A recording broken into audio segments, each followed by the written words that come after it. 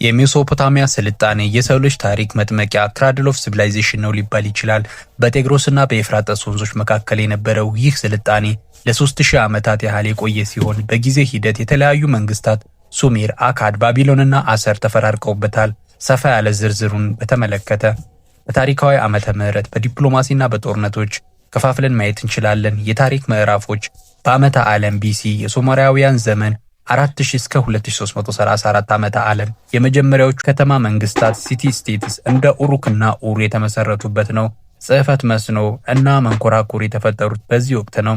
አካድ የአካድ መንግስት 2334 እስከ 2154 ዓመተ ዓለም ታላቁ ሳራጎን ዘግሬት የተለያዩ ከተሞችን በአንድ ማዕከላዊ አገዛዝ ስር በማምጣት በታሪክ የመጀመሪያውን ግዛት ኢምፔር መሰረተ። የባቢሎን መንግስት 1894 እስከ 1595 ዓመተ ዓለም ንጉስ ሐምራቢ ባቢሎንን የዓለም የንግድና የባህል ማዕከል ያደረገበት ወቅት ነው። የአሰራውያን ግዛት 911 እስከ 09 ዓመተ ዓለም በወታደራዊ ጥንካሬያቸው የታወቁት አሰራውያን መላውን መካከለኛ ምስራቅ እስከ ግብጽ የተቆጣጠሩበት ዘመን ነው። የኒዮ ባቢሎን መንግስት 626 እስከ 539 ዓመተ ዓለም ናቡከደነጾር ዳግማዊ ባቢሎንን በድጋሚ ያነገሰበትና የታወቁ ህንጻዎች የተገነቡበት ዘመን ነበረ። ዲፕሎማሲና ግንኙነት ኢንተርናሽናል ሪሌሽንስ ሜሶፖታሚያውያን በጦርነት ብቻ ሳይሆን በብልህ የዲፕሎማሲ ስልቶች ይታወቁ ነበረ። የንግድ ዲፕሎማሲ ሜሶፖታሚያን ለግብርና አመቺ ቢሆንም እንደ ብረት፣ እንጨትና የከበሩ ድንጋዮች አልነበሯትም።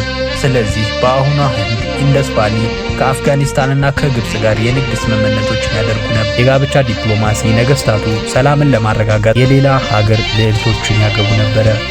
ለምሳሌ ናቡከደነጾር የሜዶን ሜዲያ ንጉስ ልጅን ያገባው በሁለቱ ሀገራት መካከል ያለውን ወታደራዊ ግንኙነት ለማጠናከር ነው።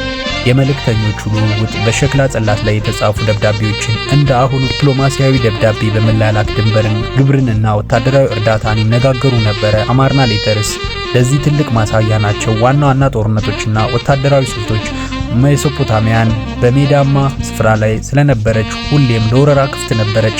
ይህም ለጦርነት ጥበብ እድገት ምክንያት ሆኗል። የኡማና የላጋሻ ጦርነት 2450 ዓመተ ዓለም አካባቢ በታሪክ የመጀመሪያው የተመዘገበ የድንበር ጦርነት ነው። ሁለቱ የሱሜሪ ከተሞች በውሃና በለመለመ መሬት ምክንያት ለዓመታት ተዋግተዋል። የአሰራውያን መስፋፋት አሰራውያን በታሪክ ለመጀመሪያ ጊዜ በብረት የተሰሩ የጦር መሳሪያዎችን፣ ሰረገላዎችንና ግንቦችን፣ ሰባሪ መሳሪያዎችን በተሪንግ ራምስ ተጠቅመዋል።